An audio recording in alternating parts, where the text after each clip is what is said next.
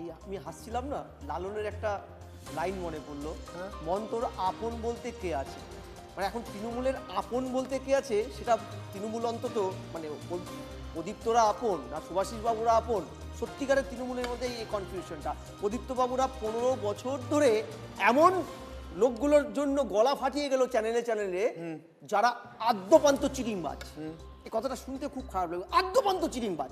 এই যে অভিষেক বাবু, এই লাস্ট 5 বছরে তুমি দেখো ধারাবাহিক কেস স্টাডিগুলো, হয় হাইকোর্ট নালে সুপ্রিম কোর্ট, কপিল সিব্বল নালে মনু সিংভি, এবং জনগণের ট্যাক্সের টাকায় রক্ষা কবচ নিয়েই কিন্তু 5টা বছর রয়ে গেল। ও তো আগে জেলে চলে যেত। তুমি বলো, সকালে ওর নামে গ্রেপ্তারি পরোয়ানা হলে বিকালে গিয়ে চট করে জনগণের ট্যাক্সের টাকায় অতি সক্রিয় হয়ে সরকার তাকে রক্ষা কবচ দিয়েছে। এমনকি মানে পার্সোনাল ইস্যুতে আমি কথা বলি না, তার পরিবারের সদস্যদেরকেও ওর দুর্নীতির মধ্যে ঢুকিয়েছে। মনে আছে তোমার সেই কালীঘাটের কাকুর সেই বিখ্যাত উক্তিটা, মালিক মালিক বস, তার অবধি কেউ নাকি পৌঁছতে পারবে না। আজকে পুরনো অভ্যস্ত নাভিতে ঢুকে গেছে রোগটা অভিষেকদের, রাজত্ব করতে করতে আইনকে বুড়ো আঙুল দেখাতে দেখাতে।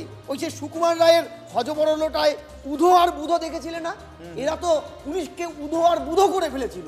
ফলে এখনো ভেবে নিচ্ছে এই পুলিশও আমাদেরই আজ্ঞাবাহী পুলিশ, তাই ডোন্ট কেয়ার, যাব না, দেখবো কি করা যায়।